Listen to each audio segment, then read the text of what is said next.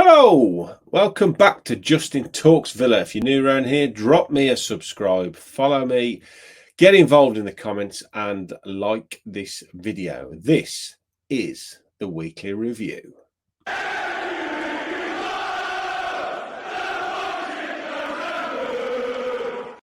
Hi, welcome back.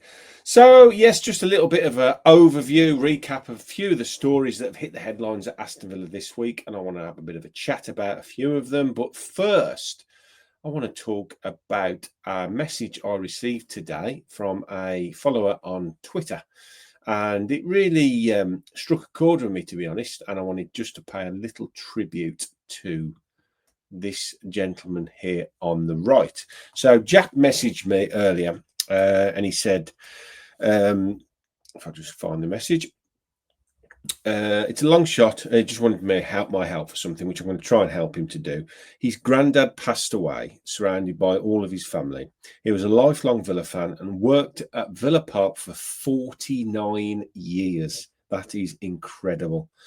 He sadly had to retire from Villa a month before 50 years due to a fall. He's pictured on the right here in a previous programme with his brother and his dad, who all worked at the Villa. You can see this little thing here. It's John Robinson, who passed away. His son Dave both worked as matchday redcoats, and his grandson Ben was a waiter in the 1874 lounge. So that's a lovely story. He said it would mean a lot. He was 94 when he passed away. Had an incredible life. His family had grown, and leaving him with so many grandchildren and 13 great grandchildren, which is absolutely incredible. He was married to his wife for 72 years, which is unbelievable. He received a letter from Queen Elizabeth and King Charles for their 60th and 70th wedding anniversaries, which is fantastic. Not many can say they had two letters from two different monarchs. He loved Aston Villa. He was the sole reason for all of our Villa Mad family. He was gutted when he had to retire. Obviously, I just wanted to send my condolences to the Robinson family. What a fantastic story, and what a fantastic guy. Gave 50 years, 5 decades of his life in service to Aston Villa. And these are the kind of stories which I think need to be told and need to be aired as well. So just wanted to send my condolences to all of you at this really sad time, and thank John for his brilliant time serving Aston Villa Football Club that we all love. So yeah, that was just a little something I wanted to do at the start. And also, I had a customer today who messaged me and said, could he pop in? And he has really kindly gifted me, because he was off back to, I believe, it's Japan, actually. Yes, he's heading back to Japan, and he bought this book and he wanted to gift it to me because he didn't have enough weight in his suitcases. So it's a fantastic book. It's something I was going to get around to getting and reading. So I'm going to have a read of this, and then on the Monday night phone-in, I'm going to give it away, because that was what he asked me to do, to another Villa fan, so they get the chance to read it as well. So I just want to thank big lad in Japan, who he calls himself on TikTok, who messaged me for gifting me that, and I will read it. Thank you very much, very kind of you. And I will also gift it on to another Villa fan. Right, so these are the few little stories that I would like to cover for the rest of the show. First one, which I've seen today, is the appointment of Maggie Murphy as the women's managing director. I think it's very interesting, given that the women's team has now been sold to the V Sports Group. So they are now bringing in a managing director to oversee the women's side of Aston Villa Football Club.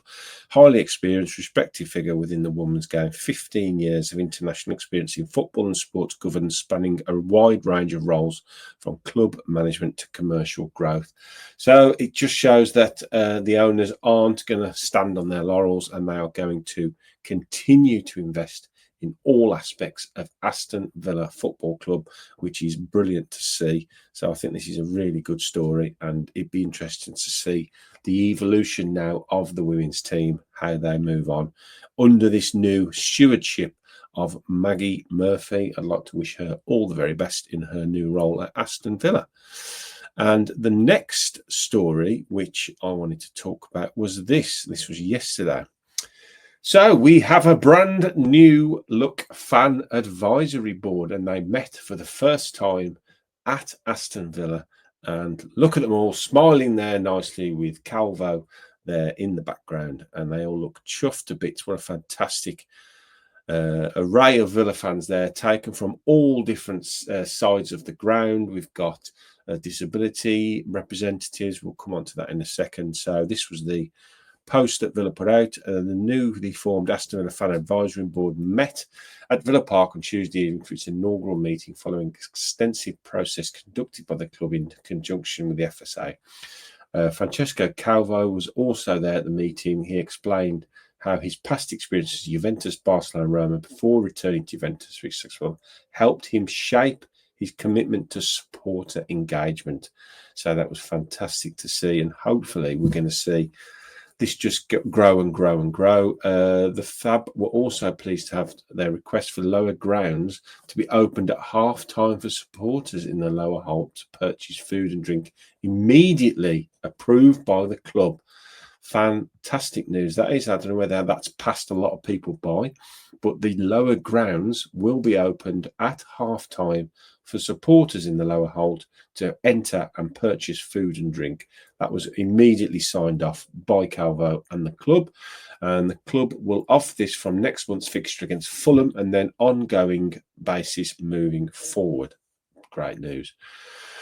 So yes, this is the structure of it. There will be an elected chair from this group. We've got season ticket holders, members, hospitality members, female reps, supporters trust, disability rep, EDI reps, Lions Club reps, and a women's team rep. So it's fantastic.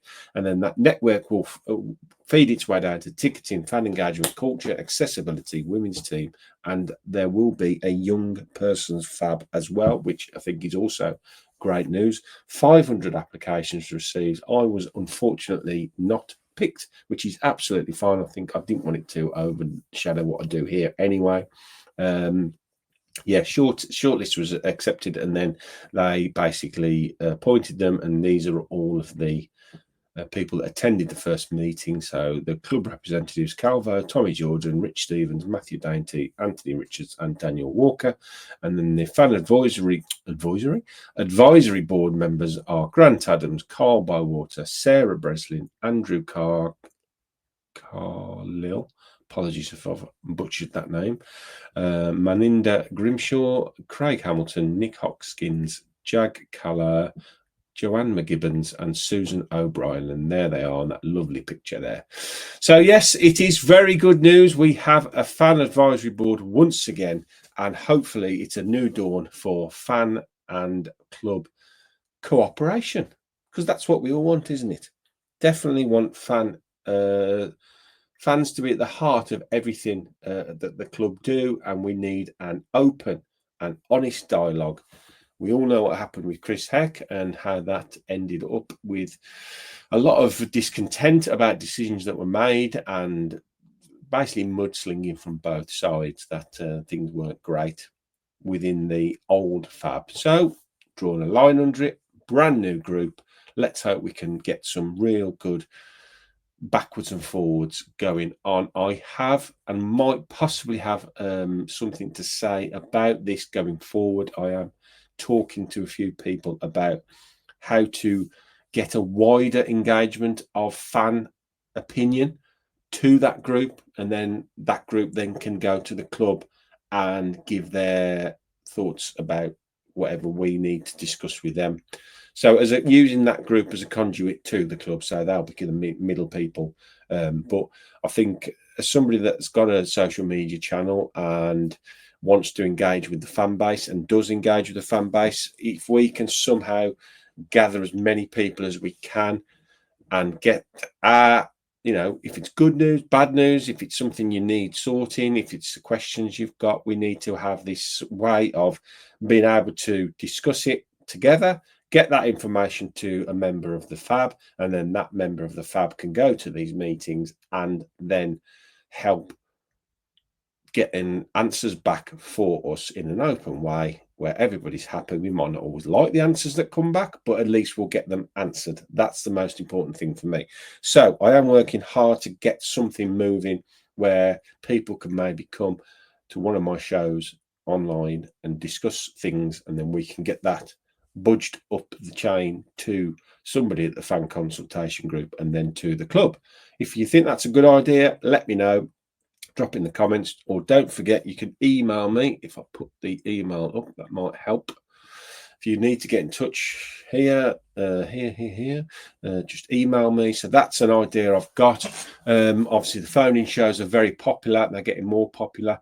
So maybe get one of the FAB on and we can discuss things. And when there's a big issue that suddenly erupts, which we do see from time to time, we can maybe get some fan engagement at this level, and then we can get some information pushed up towards the FAB, and then they can get it to the club.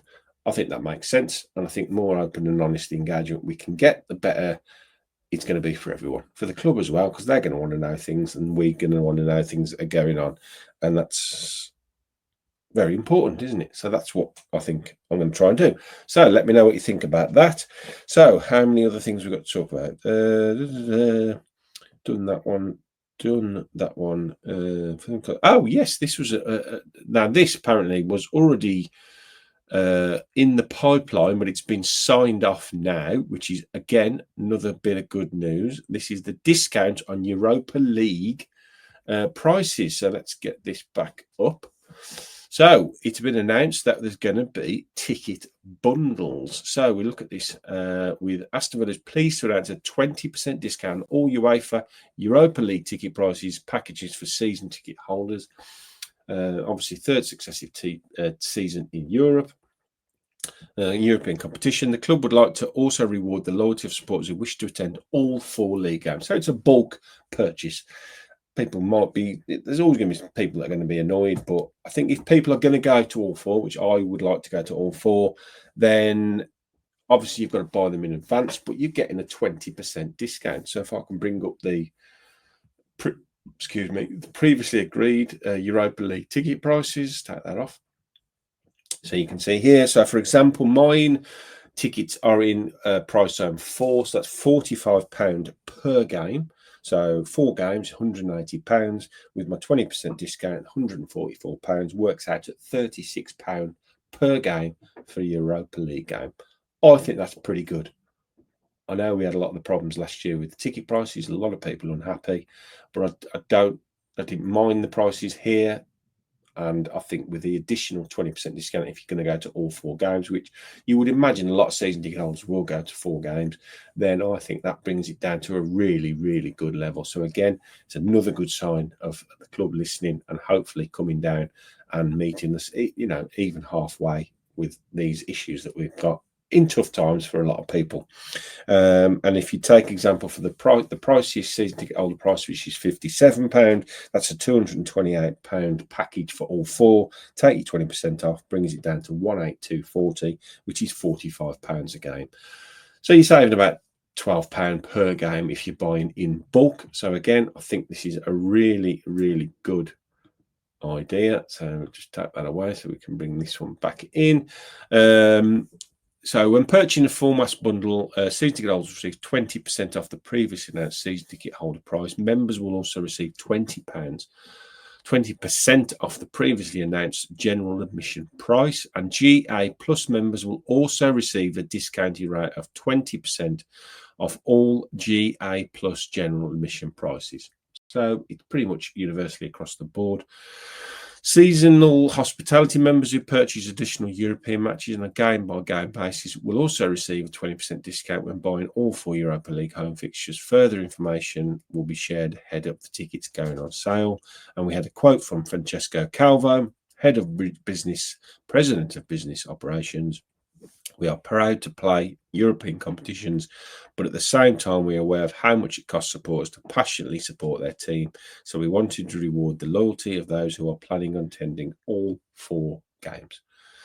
I'm sure everyone is excited for the draw on Friday afternoon. I'm well aware of how special the atmosphere is at Villa Park and European nights, and we are looking forward to what is hopefully another exciting campaign. And we all want a bit of excitement, don't we? I think we need a bit of excitement. So it'd be nice to get the draw done and have something really happy to talk about. So I won't keep you much longer now. A couple of more things to discuss, and the news today, which is fantastic news, that we have got planning permission, given the green light for the new North Stand redevelopment. So this broke today, Thursday, and it says Aston Villa's proposals to expand the North Stand at Villa Park have been approved. Birmingham City Council's Planning Commission gave the expansion plans the green light on Thursday. The project will take the capacity to around 50,000, and it is due to be finished in the second half of 2027. So you're looking at about 2 years from now. So we're going to modernise and adapt the existing North Stand rather than demolish it, meaning the club will not lose any capacity while the work is ongoing, which is fantastic news as well. Around 6,000 seats will be added to the stand, increasing it to 12,000. So this is great news, and at last we can start moving on. So now, when I do the drone footage of the warehouse, one of the main questions is, any news been going on? Any sign of work going on at the North Stand? And I was, no.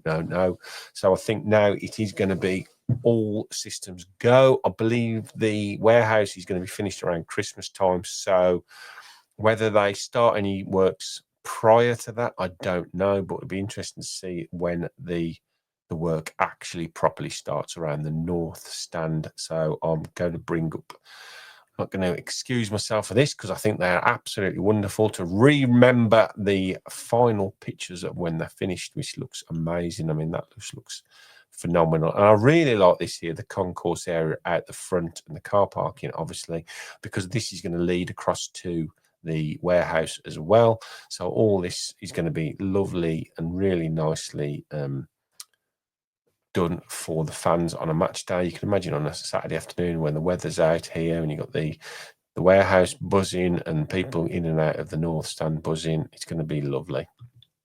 Interior, this is a lovely shot of how it's going to look inside Villa Park. Excuse me. And then that's a good visualization of what it'll look like when it is empty. And I think it really does finish the stadium off lovely. Everybody loves Villa Park. We love Villa Park because we love Villa. But I think it's a proper stand, isn't it? Proper stadium, 4 stands. And I think this North Stand has always been the poorest of all 4. But to have it finished and looking like that, it's going to be absolutely sensational. So yes, very good news today that the North Stand redevelopment is now given the go ahead and ready to start work. One last thing from me, and then I'll let you get on. Monday, I'm going to draw your attention to this. The phone-in is back on Monday, but it is a very special phone-in. Let me just take that off, because I'm going to be joined by the legend, the man himself, Super Gary Thompson, an absolute wonderful human being. And he will be joining me. It's going to be a little bit later, 8:30. We're going to be going live because he's on WM in the evening, and he finishes there, and he will be able to get home and get online for me at 8:30, where we will be discussing the Crystal Palace game and the transfer window that is due to close at 7 p.m. on Monday. So we can have a really good chat. You can phone in, you can ask him a question, you can tell him how much you love him, you can discuss the transfer window, we can discuss the Crystal Palace game. He'll give a good account of that as an ex-Crystal Palace and Aston Villa player as well. So that'll be interesting to get his opinion on that. But yes, please come and join me on Monday for this. It's something I'm going to try and do more of, with more ex-pros and managers and anybody really that I can get on to talk Villa. So that's it. Just a quick one from me. Hope you've enjoyed it. Drop me a like, follow the channel if you can. Get involved in the comments if you've enjoyed anything I've said. If you haven't enjoyed anything I've said, then don't drop me a comment. That would be fantastic. Don't forget you can get hold of all of these on Spotify and Apple Podcasts. You can get a hold of me here on the email address. And on Mondays, you can phone in and have your say on everything Aston Villa. Thanks ever so much for all your time, and I will speak to you all again soon. Up the Villa.